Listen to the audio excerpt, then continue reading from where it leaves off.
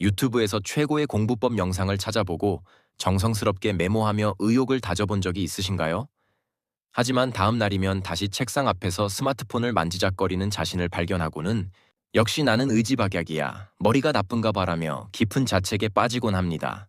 주변에 이런 분들 참 많죠. 그런데 오늘 제가 여러분께 소름 돋는 뇌과학적 진실을 하나 말씀드릴게요. 공부가 안 되는 건 당신의 의지 탓이 아닙니다. 오히려 당신이 공부의 본질을 오해한 채 뇌를 고문하고 있었기 때문입니다. 오늘 이 영상에서는 공부법을 몰라서 방황하는 여러분을 위해 뇌가 실제로 어떻게 지식을 근육으로 만드는지 그 잔혹한 생물학적 메커니즘을 파헤쳐 보겠습니다. 오늘 이 통찰을 가져가시면 지금까지 왜 매번 3일 만에 제자리로 돌아왔는지 그 이유가 선명해질 것입니다. 본격적인 분석에 앞서 당신의 일상을 단단하게 지켜줄 이런 예리한 심리학 통찰을 계속 만나보고 싶으시다면 구독과 알림 설정 부탁드립니다. 먼저 우리는 공부를 근력 운동에 비유해 볼 필요가 있습니다. 헬스장에 처음 간 사람이 무거운 바벨을 들지 못할 때 우리는 그를 의지가 약하다고 비난하지 않습니다. 근육은 미세하게 찢어지고 손상되는 과정을 거쳐 회복될 때 비로소 더 두껍고 강해지기 때문입니다. 뇌도 똑같습니다. 모르는 개념을 마주했을 때 느끼는 그 지독한 답답함과 불편함은 사실 당신의 뇌가 새로운 신경회로를 만들기 위해 비명을 지르며 성장하고 있다는 강력한 생존 신호입니다. 인지심리학에는 바람직한 어려움 (desirable difficulty라는 개념이 있습니다. 쉽게 익힌 것은 쉽게 잊히고 일부러 어렵고 불편하게 공부할수록 뇌는 그것을 중요한 정보로 인식해 장기 기억으로 고정시킨다는 원리입니다. 하지만 다정한 성품을 가진 당신일수록 이 불편함을 실패의 신호로 오독하곤 합니다. 집중이 안 되면 컨디션 탓을 하고 어려우면 재능 탓을 하며 책장을 덮어버리죠. 이것은 마치 근육통이 무서워 운동을 포기하는 것과 같습니다. 그렇다면 왜 우리는 유독 공부를 시작하는 것조차 힘겨워하는 걸까요? 그 첫 번째 패턴은 바로 추상적인 목표의 함정 때문입니다. 인생을 바꾸기 위해 영어 공부를 해야지 같은 거대한 동기는 멋져 보이지만 정작 오늘 당장 책상 앞에 앉아야 할 당신의 뇌에는 아무런 정의 자극을 주지 못합니다. 뇌는 생존과 직결된 가까운 목표에만 반응하기 때문입니다. 이어지는 다음 파트에서는 이 멈춰버린 뇌를 강제로 움직이게 할 동기의 조절법과 왜 당신이 형광펜을 긋는 순간 공부가 멈추는지 그 충격적인 이유를 다루어 보겠습니다. 계속해서 다음 이야기를 주목해 주세요. 동기를 부여받기 위해 거창한 꿈을 그리는 것이 오히려 당신을 책상에서 멀어지게 한다는 사실을 알고 계셨나요? 뇌과학과 인지, 심리학의 관점에서 보면 공부가 시작되지 않고 집중이 안 되는 현상은 의지의 결여가 아닌 뇌의 에너지 효율 전략에 가깝습니다.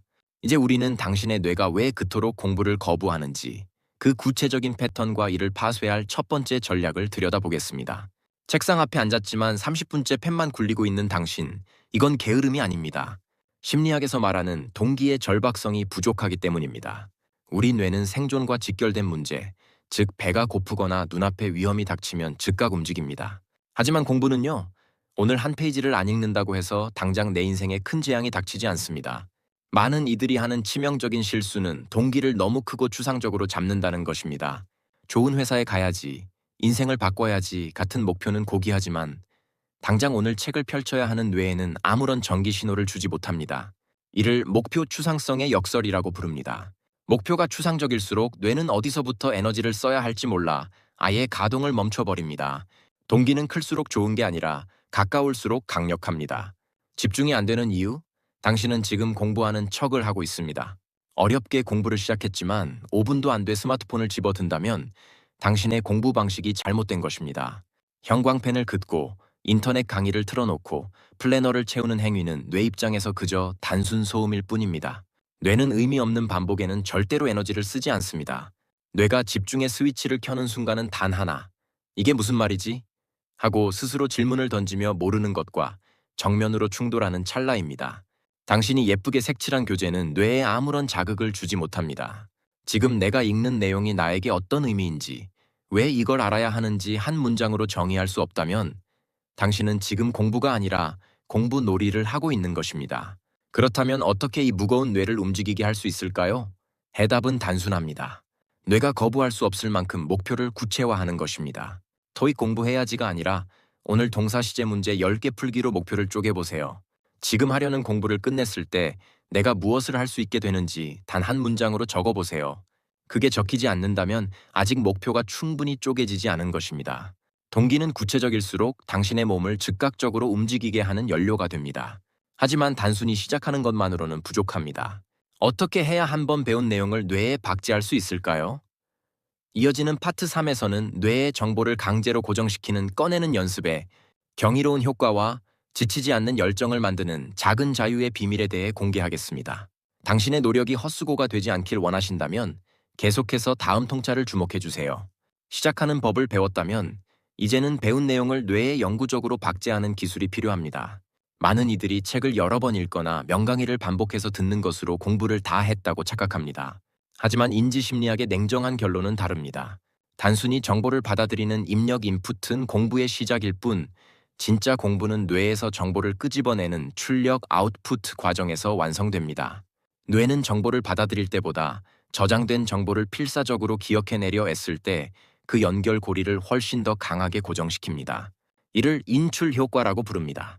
책을 덮고 방금 읽은 내용을 백지에 써보거나 핵심 내용을 세 문장으로 요약해 보십시오. 가장 추천하는 방법은 누군가에게 이 내용을 설명해 보는 것입니다. 설명하다가 막히는 부분이 있다면 그것이 바로 당신이 아직 모르는 부분입니다. 이 과정은 매우 고통스럽고 시간이 오래 걸립니다. 하지만 파트 1에서 언급한 바람직한 어려움을 기억하십시오.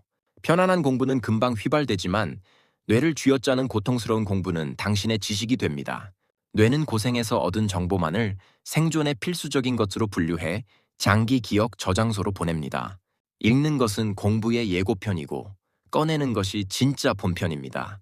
전략 3 지치지 않는 엔진 작은 자유를 먼저 맛보십시오. 공부를 지속하지 못하는 세 번째 패턴은 성과가 보이지 않아 뇌가 계산기를 두드리기 때문입니다. 이렇게 해서 언제 다 하지? 달라지는 게 없는데? 라는 생각이 드는 순간 뇌는 에너지를 차단합니다. 이를 극복하려면 거창한 성공이 아닌 작은 효능감을 의도적으로 설계해야 합니다.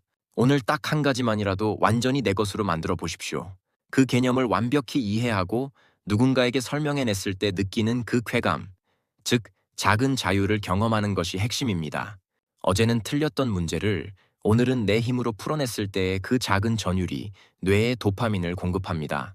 이 도파민은 외부에서 주입된 동기가 아니라 당신의 내면에서 스스로 만들어진 지속 가능한 연료입니다. 결국 공부가 안 됐던 것은 당신의 의지가 부족해서가 아닙니다. 공부를 편안하게 받아들이는 것으로 잘못 정의했기 때문입니다. 어렵다고 느껴지는 순간이 실패의 신호가 아니라 성장의 비명이라는 사실을 단순히 읽는 것이 아니라 뇌에서 꺼내야 진짜 공부라는 사실을 이제 당신은 알게 되었습니다. 오늘 공부를 마치고 책을 덮기 전 딱 한 문장만 써보십시오. 오늘 내가 배운 핵심은 무엇인가? 이 작은 한 문장이 당신의 공부를 진짜 공부로 바꾸는 위대한 전환점이 될 것입니다. 오늘의 뇌과학적 통찰이 당신의 막막한 책상을 희망으로 바꿔놓았기를 바랍니다. 내용이 도움이 되셨다면 구독과 좋아요로 당신의 성장을 응원해주세요. 저는 다음 영상에서 당신의 일상을 더 명쾌하게 풀어줄 예리한 심리 분석으로 다시 찾아뵙겠습니다. 지금까지 어른들의 심리 보살심리였습니다. 감사합니다.